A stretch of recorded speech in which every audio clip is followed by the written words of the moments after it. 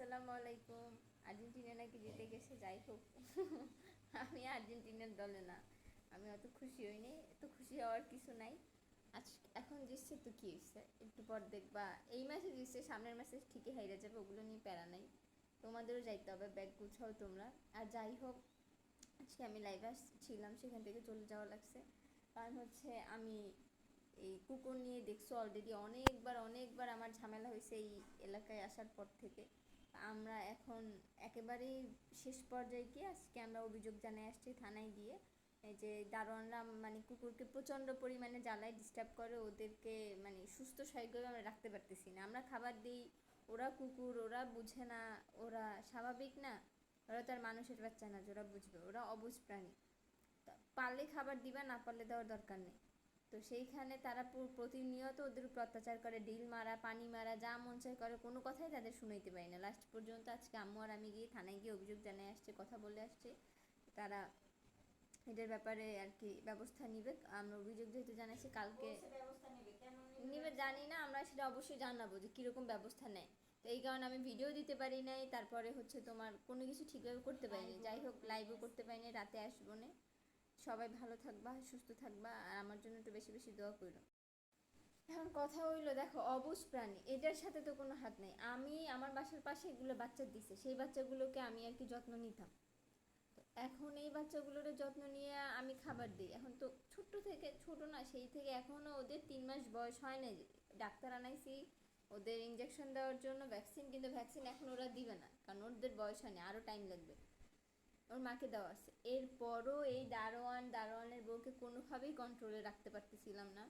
মানে ওইখানে একটা খালি বিল্ডিং আছে, প্রায় টাইমে দেখবে আমি খাবার দিতে যাই ওই বিল্ডিং থেকে, ওই বিল্ডিংয়ের মধ্যে সে রাত্র সন্ধ্যা 7টার পরে, মহিলার কাজ কি ওই সন্ধ্যা 7টার মধ্যে ওই বিল্ডিংটার মধ্যে, ওইখানে যে বাচ্চাগুলো সব বের করে বৃষ্টির মধ্যে, তো এইখানে এসে ফালাইছে আমার বাসার সামনে। আমার বাসার সামনে যে দারোয়ান, সে আবার লড়াই দেয়, সে যায় আবার ভিতরে। তো এইভাবেই করতে থাকে। আই করছে সারিং দিয়ে আমার এ রেডিও চলতেই থাকে। তো এখন কথা হয়েছে যে এখান দিয়ে লড়াই ওইখানে যায়, ওইখান দিয়ে লড়াই এইখানে আসে, এরকম চলতে থাকতেছে।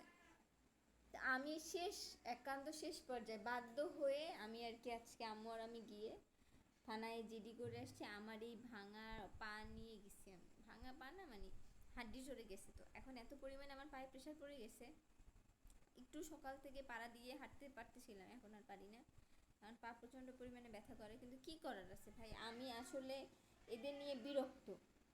মানে দারোয়ানের যে এত পরিমাণে হ্যাডাম থাকে, সেটা এই এই এলাকায় না আসলে বুঝতামই না যে দারোয়ানদের এত পরিমাণে হ্যাডাম থাকে।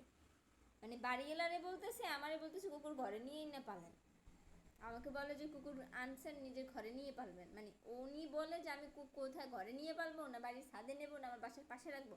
ওনার কাছে জিজ্ঞেস করছি জমি কি সব ওনার, মানে উনি একজন দারোয়ানই বলতেছে এই কথা, যে নিয়ে সে পা দিয়ে কোনো রকম একটু করে হাঁটতে পারি, বেশি পারি না হাঁটতে। তো তারপরও মনে করে এই পা নিয়েও আমি গেছি বাইরে। তো আমার যতটুকু করা প্রয়োজন, মানে আমার পসিবল যতটুকু করা, একটা আমি যেহেতু বিড়াল পালি, আমার এগুলোর প্রতি একটা মায়া কাজ করে, আমার যতটুকু পসিবল করা আমি অবশ্যই করব। কিন্তু এখন দুনিয়ার মানুষ এত পরিমাণে জঘন্য মেন্টালিটি নিয়ে চলে যে মানে এদের দেখলেই মনে হয় ওনাদের শরীরের মধ্যে জ্বালা পড়া শুরু হয়ে যায়, মানে ওদের মারতে পারলে ওনার শান্তি। উনি আমাকে ডিরেক্ট বলতেছে এখন ওদের দেখলেই মারবো, মানে দারোয়ান বলতেছে যে এখন থেকে ওদের যতবারই দেখবে দেখলেই পিটাইবে উনি, মানে ওনার কত বড় কলিজা হইতে পারে যে উনি দেখলেই পিঠাবে, মানে উনি আমাকে ডিরেক্টলি থ্রেট দিয়ে যাইতেছে যে পিটাবে, দেখলেই পিটাবে। তো এরপর আর বসে থাকা আর পসিবল না, এই কারণে আমরা গেছি, কথা বলে আসছি। আল্লাহ ভরসা, দেখি, আমরা আল্লাহর উপরে ভরসা আছে, একটা না একটা ওদের জন্য কিছু তো করতে হবে। এবারেও যদি কাজ না হয় তাহলে অবশ্যই আমার আরও ভালোভাবে সব কিছু ভিডিও মেক করে তারপর আমার আপলোড করতে হবে, বা কোনো সংগঠনকে জানাইতে হবে।